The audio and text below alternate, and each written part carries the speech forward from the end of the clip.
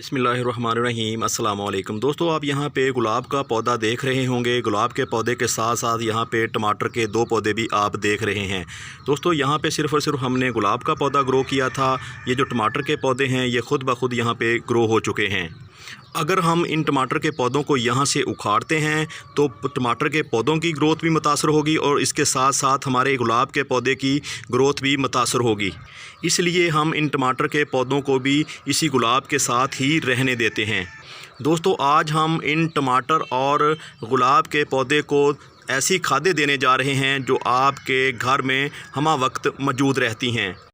दोस्तों हम ख़ुद भी आसान गार्डनिंग करते हैं और आपको भी आसान गार्डनिंग की तरगीब देते हैं।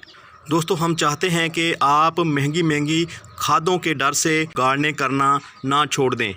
जब आप गार्डनिंग में नए होते हैं तो आपको पौधों के बीज भी नए लेने पड़ते हैं और पौधे भी बाज़ार से नए ख़रीदना पड़ते हैं। जैसे जैसे आपका तजर्बा होता रहता है तो आप घर पे ही अपने पौधे तैयार कर लेते हैं। यहाँ पे आप देख रहे होंगे हमने यहाँ पे कद्दू के पौधे जो हैं वो घर पे ही तैयार कर लिए हैं। यहाँ पे आप देखें टमाटर के कितने सारे पौधे हैं जो यहाँ पे हमने छोटे से पोट में ग्रो किए हुए हैं। हमारे पास यहाँ पे 4 पोट हैं टमाटर के पौधों के। और यहाँ पे आप दोस्तों इस गमले में मिर्च के पौधे देख रहे हैं, इनको भी हमने यहाँ पे घर पे ही ग्रो किया है।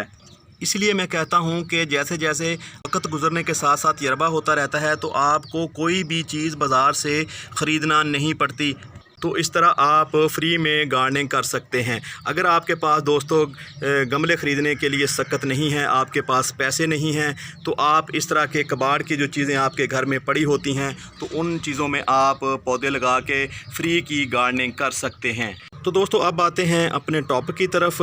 आज हम इन पौधों के ऊपर कौन सी खाद डालने जा रहे हैं वो आपको बताते हैं। दोस्तों सबसे पहली जो हमारे पास खाद है वो है दोस्तों ये जो कैल्शियम की सूरत में चॉक, ये आपके घर में मौजूद रहता है। अगर आपके घर में मौजूद नहीं है तो ये इतना महंगा नहीं है, आप मार्केट से भी इसको ख़रीद सकते हैं।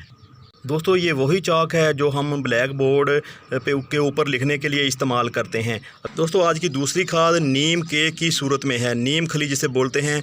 ये भी आप अपने घर पे भी तैयार कर सकते हैं, बिल्कुल आसान है। जब गर्मियों का मौसम आता है तो नीम के ऊपर जो फ्रूट लगता है तो उस फ्रूट को आप तोड़ के, फ्रूट तोड़ने की भी ज़रूरत नहीं पड़ती, वो पक कर जब ज़मीन पर गिर जाता है तो आप उनको कलेक्ट कर लें। कलेक्ट करके आप उसको धूप में सुखा लें और इसको किसी बर्तन में आप कूट के अपने घर पे ही नीम खली तैयार कर सकते हैं। दोस्तों अगर आप उस नमोली को नहीं इस्तेमाल करना चाहते हैं तो आप नीम के पत्ते जो होते हैं उसको भी आप अपने घर पे पीस के उनको रगड़ के इस तरह की नीम खली जो है वो तैयार कर सकते हैं। नीम खली का काम दोस्तों हमारे पौधों की जड़ों में लगने वाली तमाम बीमारियों को दूर करना होता है।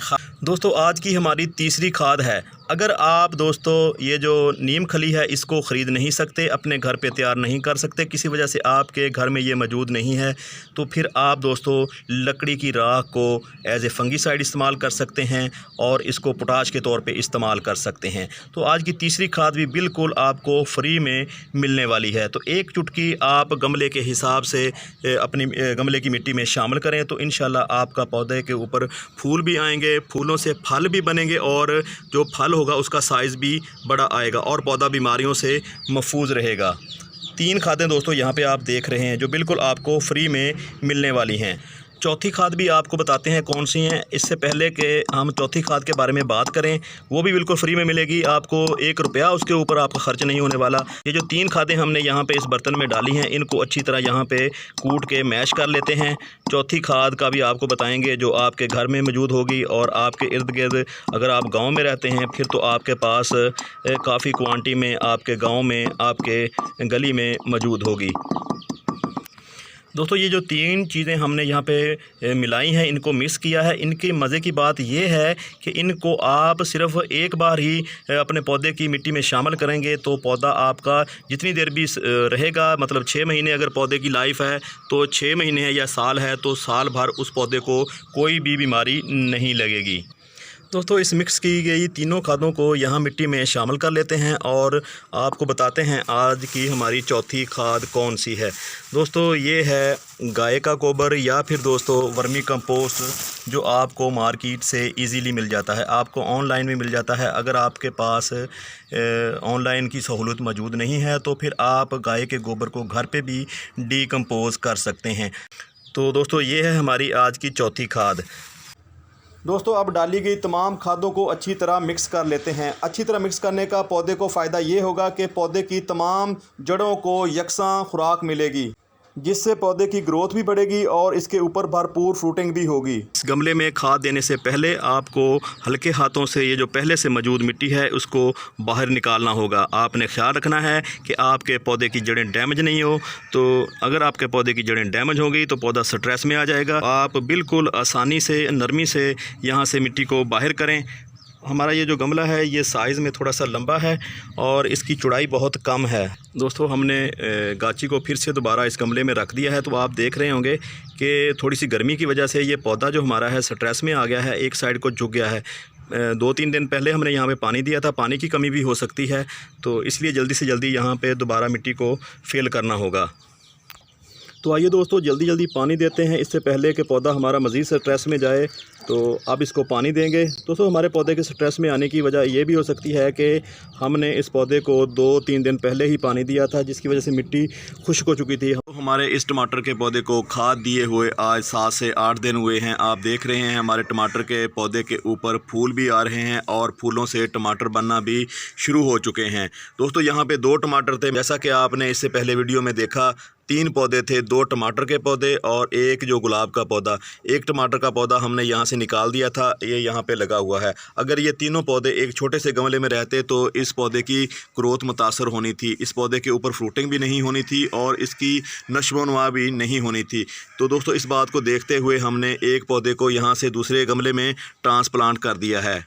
जब एक गमले में एक से ज़्यादा पौधे होते हैं तो पौधों की ग्रोथ मुतासर होती है। यहाँ पे आप दोस्तों देख रहे हैं कि हमारे गुलाब की जो ग्रोथ है वो बिल्कुल रुक चुकी है। इसके मुकाबले में अगर टमाटर की ग्रोथ देखी जाए तो माशाल्लाह यहाँ पे इसकी काफ़ी ग्रोथ हो रही है।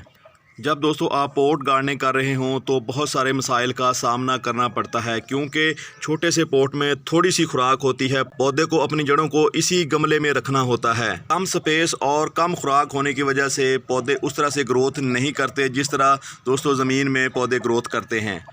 दोस्तों ये जो आप टमाटर का पौधा देख रहे हैं इसके ऊपर इस पौधे से ज़्यादा फ्लावरिंग हो रही है, क्योंकि ये जो पौधा है ये हमने पहले ग्रो किया था। हालांकि दोस्तों ये मिट्टी के गमले में लगा हुआ है, इस पॉट से इसका साइज़ छोटा है। इस टमाटर के पौधे की हर ब्रांच के ऊपर आप फूल देख रहे हैं। काफ़ी क्वांटिटी में यहाँ पे इस पौधे के ऊपर फूल आ रहे हैं। अब देखते हैं कि इनमें से कामयाब कितने होते हैं। यहाँ पे एक ही टमाटर जो पहली बार जब फूल आया था तो 2 से 3 फूल एक गुच्छे की शक्ल में आए थे, तो एक ही टमाटर यहाँ से बन पाया है। जब दोस्तों हम पॉट गार्डनिंग कर रहे हों, अपने घर पे सब्ज़ियां उगा रहे हों, तो हमारा मकसद ये नहीं होता कि हमारे सारी घर की ज़रूरत यहाँ से पूरी होगी। हमारा मकसद अपने आप को मसरूफ़ रखना होता है, जिसमें हम काफ़ी हद तक कामयाब भी होते हैं। दोस्तों जब आप पॉट गार्डनिंग कर रहे हों तो पॉट गार्डनिंग करते हुए बहुत सारे मसाइल भी होते हैं। पॉट गार्डनिंग करना काफ़ी हद तक आसान भी होता है।